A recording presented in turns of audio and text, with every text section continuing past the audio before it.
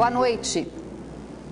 Uma tentativa de assalto a um micro-ônibus do transporte executivo acabou em morte no fim da manhã de hoje na Avenida Djalma Batista, na capital. Os suspeitos foram baleados por um dos passageiros que estava armado, mas que não teve o nome revelado. Um dos assaltantes morreu e o outro suspeito ficou ferido e foi socorrido. Essas imagens de celular mostram o momento em que um dos suspeitos de tentar assaltar um micro-ônibus na Avenida Djalma Batista era socorrido pelo SAMU. De acordo com a polícia, ele e um comparsa são suspeitos de tentar assaltar este veículo da linha 822 do transporte executivo no fim da manhã de hoje. Um dos passageiros teria reagido com o disparo de arma de fogo. Um passageiro revidou e atirou nos dois suspeitos do roubo, né? Sendo que um faleceu aqui no momento e o outro já está sob a custódia da polícia no hospital. Olha, o motorista do ônibus é a principal testemunha que estava sofrendo o assalto. Ele disse que foi um usuário do transporte público e não sabe dizer quem foi. Quando a polícia militar chegou ao local, não tinha mais a pessoa que interferiu no assalto, então não dá para dizer ainda quem é o autor. Testemunhas dizem que os dois homens teriam embarcado na frente de um shopping que fica na mesma avenida onde os disparos ocorreram e, em seguida, anunciaram o assalto. Então, anunciaram o assalto, querendo o dinheiro, pegando a renda, pegando tudo, celular, tudo. Eu me abaixei e o cara levou o tiro. Um dos suspeitos morreu ainda no local. A cena chamou a atenção de quem passava pela avenida e o trânsito ficou complicado no sentido centro-bairro. O suspeito baleado, identificado como Bruno Diogo Correia Chaves, de 28 anos, foi atingido com 4 tiros e foi encaminhado para o Hospital Pronto-Socorro João Lúcio, onde permanece internado com um quadro de saúde estável. 3 pessoas foram presas na madrugada deste domingo após roubar uma agência dos Correios no bairro Cidade Nova, na zona norte de Manaus. Wallace Aguiar Lima, de 24 anos, Tomé dos Santos, de 27 e Brenda da Costa Araújo, de 21 anos, tentaram fugir em um carro, mas foram interceptados por uma viatura da Polícia Militar. Um dos suspeitos teria disparado contra os policiais que revidaram. Um dos tiros acertou a perna do criminoso. Com o trio foram recuperados mais de R$5 mil e um revólver. Os suspeitos ainda portavam materiais usados para abrir a parede da agência, como furadeira, pé de cabra e sistema de ar hidráulico. Todos foram apresentados na delegacia e encaminhados para unidades prisionais. A Polícia Civil, responsável por fazer a escolta das delegações olímpicas que irão disputar o torneio de futebol em Manaus, fez um simulado neste domingo. Durante o exercício, foi possível testar o tempo de resposta dos órgãos de segurança para um possível ataque a um ônibus de uma seleção estrangeira. Simulação prevista para iniciar no Aeroporto Internacional Eduardo Gomes. Um simulado de um deslocamento, né? Obviamente na época das Olimpíadas serão vários deslocamentos e nós pretendemos também nesta época contar com apoio aéreo, mas hoje nós estamos fazendo um simulado nos mesmos moldes da semana passada, ensaiando os meios e ensaiando os atores envolvidos para que a gente possa no dia atuar com eficiência e eficácia. A Polícia Civil, responsável pelo simulado, garante que o plano de segurança que será empregado durante o translado das delegações é o mesmo. Porém, afirmou que as atenções estão redobradas, depois que 12 brasileiros foram presos por suposto planejamento de um ataque terrorista durante os Jogos Olímpicos, entre eles um amazonense. O protocolo continua sendo mantido, né? Sempre que há mais cautela em relação a possíveis ataques terroristas, mas continua tudo como antes. O simulado deve durar 30 minutos. Um treinamento específico, onde haverá uma invasão na escolta, uma tentativa de invasão da escolta, para a gente treinar a pronta resposta da Polícia Civil e dos outros órgãos integrantes do Sistema de Segurança Pública. Como previsto, o simulado começa. A delegação desembarca no aeroporto de Manaus. Batedores deixam o trânsito livre para o ônibus da seleção feminina dos Estados Unidos passar. No trajeto, ninguém consegue se aproximar do ônibus com as atletas. Quando a delegação entra na Ponta Negra, a tensão é maior. O local concentra bastante turistas e o trânsito chega a travar em alguns momentos. Ao se aproximar do hotel, esse carro rapidamente sai de um estacionamento privado e supostos terroristas tentam abordar o coletivo. Os policiais civis neutralizam rapidamente as 3 pessoas suspeitas de terrorismo. Elas são presas. Por nenhum momento o ônibus parou. Faz parte do plano os atletas serem evacuados. As autoridades garantem que este terceiro simulado de administração de crise na segurança saiu como esperado. O Centro Integrado de Comando e Controle foi ativado às 11 da manhã para que possa acompanhar todos os deslocamentos aí da escolta, do comboio, né? E testarmos então o protocolo de escoltas que está sendo aplicado hoje para efeito, né, da realização das escoltas das delegações que estarão chegando a Manaus. O primeiro carro reprimiu a ação, o segundo carro entra na lateral do ônibus, protegendo caso houvesse algum disparo, ia pegar na viatura policial para proteger os integrantes do ônibus e, de pronto emprego, eles também responderam aos tiros. Perfeito, 3 segundos e 38 centésimos, quebramos o nosso recorde. Aproximadamente 120 policiais farão a escolta das delegações. Se necessário, este número pode ganhar reforço de mais 50 policiais.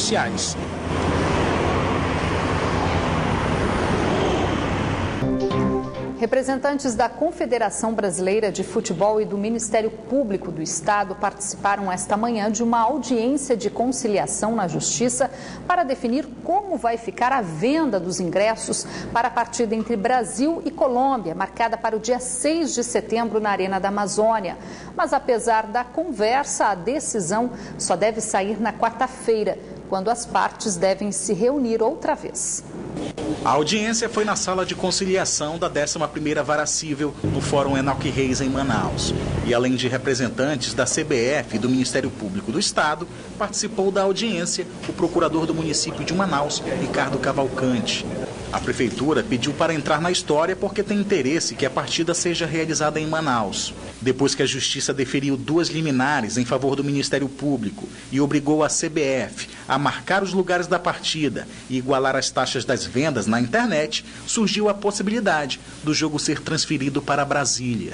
Nós fomos muito bem avaliados na receptividade durante a Copa, então nos interessam esses eventos. A audiência durou pouco mais de 1 hora e acabou sem um resultado definitivo. Ambas as partes, obviamente, ficaram cientes que tem que ceder um pouco para que a gente chegue a um consenso. E suspendemos e designamos a suspensão, a continuação, para a próxima quarta-feira, né? E nós vamos ter 48 horas para trabalhar em cima exatamente dos pontos mais cruciais que não foram acordados ainda. Eu espero que dentro desse prazo a gente consiga resolver esse problema, que é extremamente importante para o futebol do Amazonas e do Brasil, porque afinal de contas foram já quase 12 meses se tentando trazer esse jogo e é importante que ele aconteça aqui na Arena da Amazônia. A proposta inicial do Ministério Público do Estado é que o valor dos ingressos para a partida tenha redução de pelo menos 60%. Ainda não está nada decidido, mas o Ministério Público do Estado já acenou que o prejuízo maior para a população seria se a partida fosse transferida de Manaus para outra cidade. Eu acho que a população amazonense não pode ser prejudicada com possível transferência de jogo. Então, para o Ministério Público, interessa também essa negociação e uma finalização que venha ao encontro do interesse também do torcedor consumidor. E caso a negociação não saia como a CBF espera, a Prefeitura pode entrar de vez no processo a favor da Confederação. Não seria razoável nós perdermos esse jogo, que será o primeiro jogo do Tite como técnico e teremos a seleção brasileira com o Neymar e a da Colômbia com o James Rodrigues. Uma viatura da Polícia Militar capotou durante uma perseguição na Avenida dos Franceses esta manhã. 4 militares ficaram feridos. O acidente ocorreu por volta das 6h30 da manhã de hoje, na Avenida Desembargador João Machado, conhecida como Estrada dos Franceses, no bairro Alvorada, zona centro-oeste de Manaus. De acordo com a polícia, a viatura fazia uma perseguição a uma motocicleta que estava em atitude suspeita. Os ocupantes da moto teriam assaltado uma mulher momentos antes. 4 policiais da 10ª Companhia Interativa Comunitária que estavam no carro tiveram ferimentos e foram levados a hospitais próximos do bairro. O quadro de saúde dos policiais é estável e estão sendo acompanhados por profissionais de saúde da corporação. Agora vamos conferir a previsão do tempo para esta terça-feira aqui na capital e também em alguns municípios do interior. Em Manaus, a previsão é de muitas nuvens e chuva fraca. As temperaturas variam entre 25 e 34 graus. Mesma previsão para Tabatinga, onde as temperaturas variam entre 23 e 29 graus. Em Humaitá, o sol aparece entre nuvens. Mínima de 24 e a máxima chega aos 34 graus. Em Itacoatiara, o tempo fica bastante encoberto e há previsão de chuva fraca. As temperaturas variam entre 25 e 32 graus. Eleições 2016, o PR oficializou no último sábado, durante a convenção do partido, as candidaturas de Marcelo Ramos e Wilson Lima para a Prefeitura de Manaus. O Partido Socialista Brasileiro confirmou o nome do deputado estadual Serafim Correia como candidato majoritário do partido nessas eleições. O PSB, que vem com uma chapa puro sangue, vai ter a professora Cristiane Balieiro como candidata a vice-prefeita. Durante a convenção foram homologadas ainda as candidaturas de 62 candidatos a vereador da chapa própria, sendo 43 homens e 19 mulheres. Em seu discurso, Serafim Correia apresentou as propostas de sua campanha e defendeu a transparência como principal bandeira de sua gestão. Eu vou citar duas propostas. A primeira, cada aluno da rede municipal vai ter um tablet. Com isso, nós vamos modernizar a educação municipal e vamos economizar. Segunda proposta, e essa mistura saúde e educação. Todas as crianças da rede pública municipal passarão por exame de vista. Hoje, muitas crianças não conseguem aprender simplesmente porque elas não enxergam. Então será assim, com propostas simples, mas objetivas, que mudam a vida das pessoas, que nós vamos caminhar pelas ruas de Manaus. Atualmente, Serafim Correia é deputado estadual e já foi prefeito de Manaus com um mandato de 4 anos.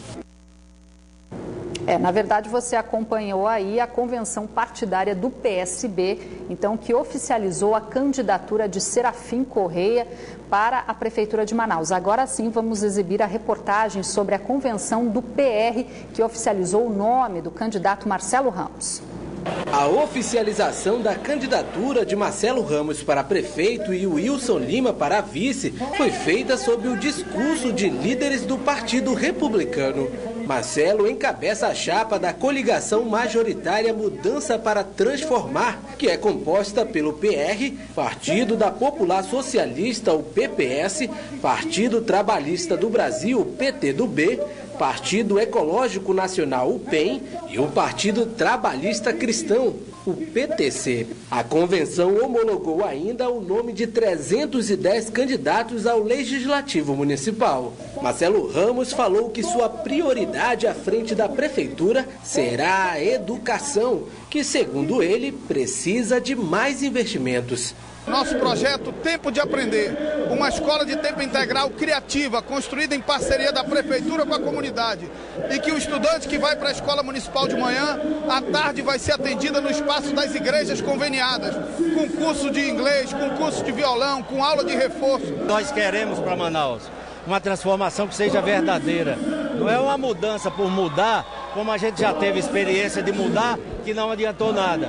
É mudar transformando. E isso só se faz unindo experiência com a juventude e a vontade de fazer que tem o Marcelo e o Wilson.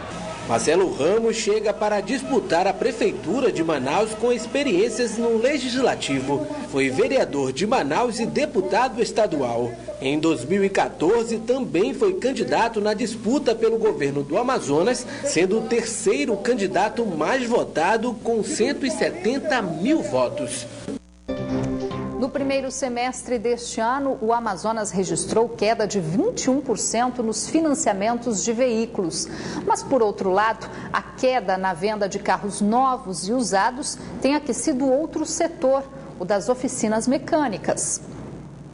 Carros e motos acumulados nas concessionárias, seja zerinho ou usado, as vendas pisaram no freio. Realmente nós tivemos um primeiro semestre bem aquém do que foi planejado pela indústria automobilística, porém nós estamos sentindo nesse momento uma certa estabilização, ou seja, nós chegamos num número muito baixo de vendas. Só para se ter noção, de janeiro a junho deste ano foram emplacados pouco mais de 2.000 carros leves e veículos pesados no Amazonas. Entre 2012 a 2013 foram emplacados em média 3.500 veículos no estado. Economistas dizem que isto é reflexo da alta da taxa de inadimplência que tem feito os bancos serem mais burocráticos na liberação de créditos para a compra de carros e motos. Assim, no primeiro semestre deste ano, os financiamentos de veículos no Amazonas apresentaram retração de 21% em comparação com o igual período do ano passado. Apesar da queda, o estado foi o segundo da região norte que mais financiou, ficou atrás apenas do Pará. Ao todo, foram vendidos, entre novos e usados a crédito, 22.000 veículos. Mas nós acreditamos bastante no segundo semestre e acreditamos principalmente que se os bancos melhorarem a liberação do crédito e o consumidor, eu quero até mandar uma mensagem aqui para todo aquele consumidor que queira realmente comprar um veículo nesse momento, é o momento correto, porque todas as taxas de juros estão num preço, num parâmetro acessível para todo o que é justo para o consumidor e os preços dos veículos também. Enquanto muitos estão evitando as concessionárias, mesmo que este seja um bom momento para quem conseguir comprar à vista, existem segmentos como os de oficina que estão sentindo menos o impacto da crise. Enquanto o número de vendas e revendas de carros caíram, é possível ver um aumento crescente nas oficinas especializadas. As vagas estão todas ocupadas. É porque a crise chegou, não está dando para comprar um carro novo. E quem tem o seu está precisando manter em perfeito estado. Nessa aqui, por exemplo, a procura aumentou em mais de 20% nos últimos 6 meses. É uma tendência natural da crise, diz o empresário do setor de oficina especializada. De janeiro para cá teve um aumento muito grande. Então, os nossos clientes eles estão nessa situação. Está querendo recuperar seu carro para poder ter um carro para durar mais uns 2, 3 anos pela frente. Neto tem feito de tudo para deixar o carro em perfeito estado. Mesmo com uma renda fixa, o advogado não confia no atual cenário da economia e por este motivo a manutenção do carro segue em dia. É mais barato, diz ele. A gente procura sempre estar mantendo um padrão, justamente que é para futuramente conseguir um bom valor numa possível revenda, né? Por enquanto, nada de carro novo. Por enquanto não, a crise não está deixando, né?